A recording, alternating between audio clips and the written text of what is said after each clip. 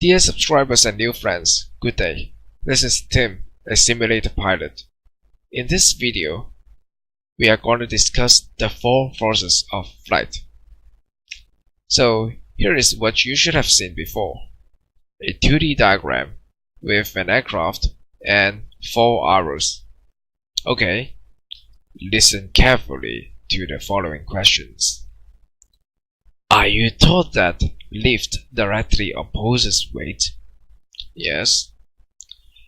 Are you taught that drag directly opposes thrust? Yes.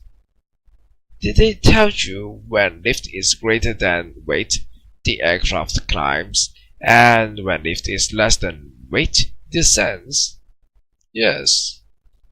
Did they tell you when thrust is greater than drag, the aircraft speeds up, and when thrust is less than drag, the aircraft slows down? Yes. If your answers are yes, yes, yes, and yes, this video is for you. What we discussed just now only applies to straight and level flight. I repeat, it only applies to straight and level flight. No climbing or descending, not even turning. What's wrong? Let's consider a glider with no thrust at all.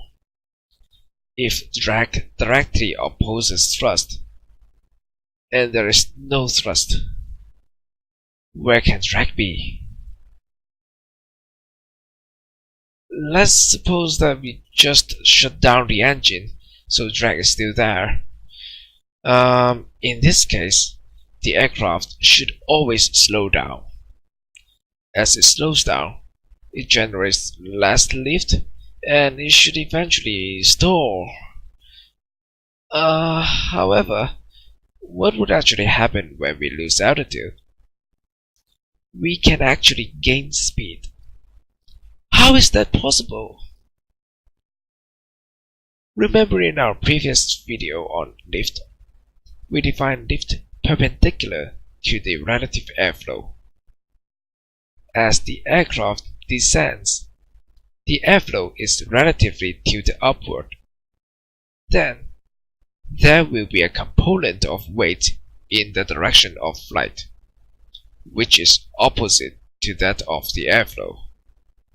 So the glider can maintain airspeed or even speed up without an engine. As we descend faster to gain airspeed, more lift will be generated. There is a point where these forces are balanced such that the glider can descend at a constant velocity. When I say descend, I mean descend through air. If you can stay in a thermal or a column of rising air, you can glide as long as you wish. What if there is no thermals around? Well, you have to land, or we need more thrust to stay airborne. Yes, it takes extra thrust to produce lift. Okay, thrust is back with us in the direction of flight, and drag directly opposes it. When you pull the nose up, there is a moment when the engine generates both lift and thrust. Lift, as discussed in our previous video, is perpendicular to the airflow. In the case of a helicopter, the engine provides a lot of lift. In a turn, lift is tilted into the turn.